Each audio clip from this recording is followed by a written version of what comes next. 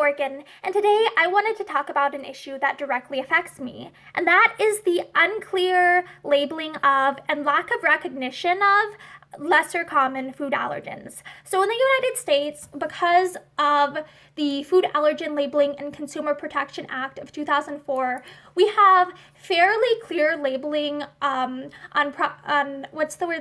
prepackaged foods for some of the more common allergens. And I believe with the Food Allergy Safety Treatment Education and Research Act, Sesame will be added to that list. So it will be like 9 of the most common allergens. There will be like requirements to clearly label those on a lot of like prepackaged products and stuff. But unfortunately, there are a lot of allergens that still fall outside of that. And I happen to have multiple allergies that are not considered within the top 8 or nowadays top 9. And one of the ones that is the most challenging and difficult to deal with is corn. And the thing that got me talking about this is I was watching a video by a historical costumer that I really enjoy, and she was sponsored by a company, and in her video she used one of the things she said was they're allergy free. And that's a red flag to me, because a lot of different people have different allergies. Different people's bodies are different. Some people are allergic to things that aren't commonly allergens to most people. And so when companies use language like that, it's kind of gaslighting, and I feel like it's quite a dangerous precedent, because it minimizes the reality that there are people who are allergic to things that aren't common allergens, and it kind of makes it seem as if their struggles, the things that can kill them, can't really kill them. So I immediately took that's something that's a red flag to me. And then when I went to go look on their website, okay, oh look, they contain cornzine, and that's a corn derivative. That's one of my allergens. Let's see. And then other things that they contain that are problematic for some individuals are like xanthan gum. Some people don't do well on xanthan gum, and that seems to be common, where some people will react to it if it's made from a certain type of a certain type of carbohydrate is fed to the bacteria to make the xanthan gum. Some people will do okay with one version of it, and some will not do okay with a different version of it. And then they also contain things for example, sunflower lecithin. And I'm I know, I can do sunflower, but I know that there are individuals out there who can't do sunflower.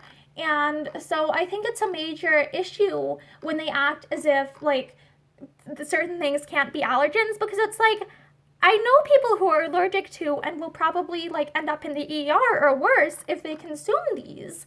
And so, and also something that makes me think dear God, this company is going to get someone killed, is on their website they can, for their citric acid, and I know that citric acid is frequently derived from corn because I've gotten sick from products with citric acid. They claim corn fermentation. No corn is present in citric acid.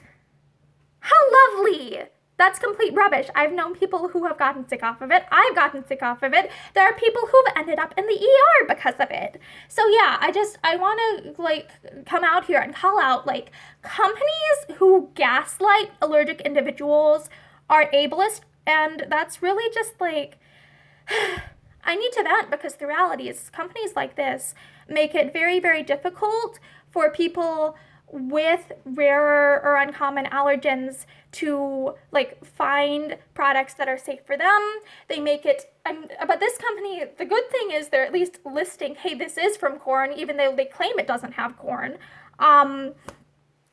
It makes it difficult for those of us with rare allergies to find food products that are safe for us. And also, when companies claim that even though their thing was made with something, they've removed it enough to trace amounts, that might make it seem to other people like who aren't as aware of allergens that like, hey, this product should be safe for my friend or my loved one, and then their loved one might accidentally get sick. Like this, the lack of real awareness of lesser common allergens, the lack of clear labeling requirements, and the basically companies being able to make allergen-free claims and then facing no repercussions for them, even if somebody consumes them and ends up like in the hospital or dead. Like that's a major, very, very, very major issue to me. That is something that like really makes my life extraordinarily difficult.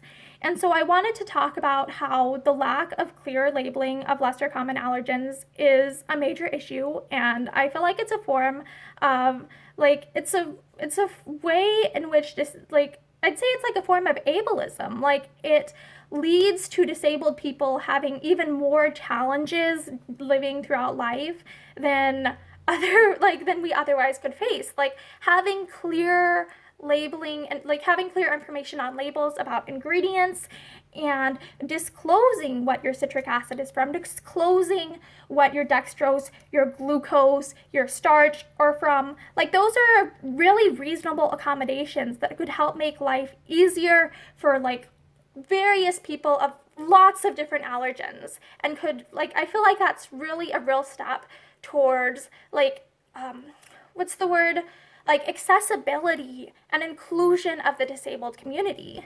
So yeah, I feel like the lack of awareness and clear information about like non-top 8, non-top 9 allergens is a major issue, and it does directly affect my life.